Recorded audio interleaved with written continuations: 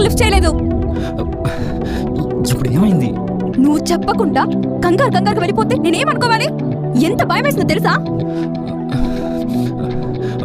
భయం ఎందుకు?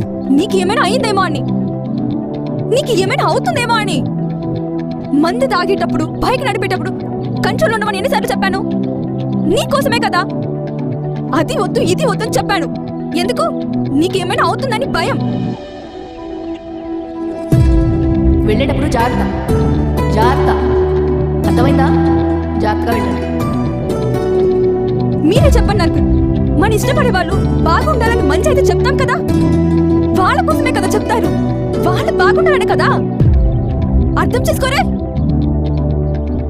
మా కోసం మీరు ఎంత ఆలోచిస్తారో తెలీదు, కానీ మా ఆలోచన మొత్తం మీరే ఉంటారు.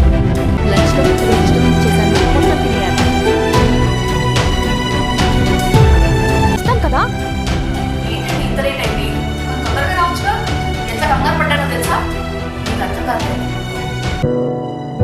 ఏంటి అలా ఉన్నారు?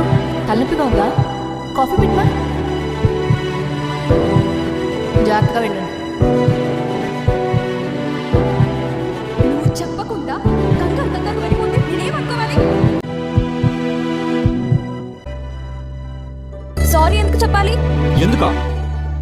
రోడ్డు మీద కొట్టి, అది కూడా మా నాన్న ముందు. సారీ చెప్పు. కొత్తగా సారీ ఎందుకు? బాధపడ్డావు కదా నా వల్ల. నీ వల్ల కదా నాకు కోపం వచ్చింది, అందుకే కొట్టాను. అదంతా నాకు తెలియదు, నువ్వు సారీ చెప్పాల్సిందే. నా వల్ల మీకేమైనా బాధ కలిగిందా? నీ వల్ల, కానీ ఆ కోపానికి కారణం నేనే కదా. అందుకే కొట్టాను నిన్ను. మీరు ఇంట్లోంచి వెళ్ళిపోతా అనగానే నాకు చాలా భయం వేసింది. ఏంటి, ఫోన్ లిఫ్ట్ చేయకపోతే భయం వస్తుందా నీకు?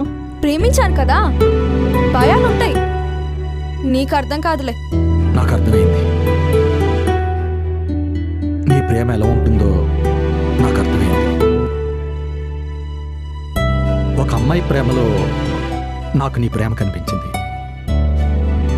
నీకెన్నిసార్లు సారీ చెప్పినా తప్పులేదు.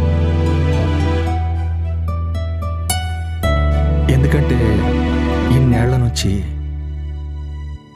నిన్ను ఒక్కసారి కూడా అర్థం చేసుకోలేదు.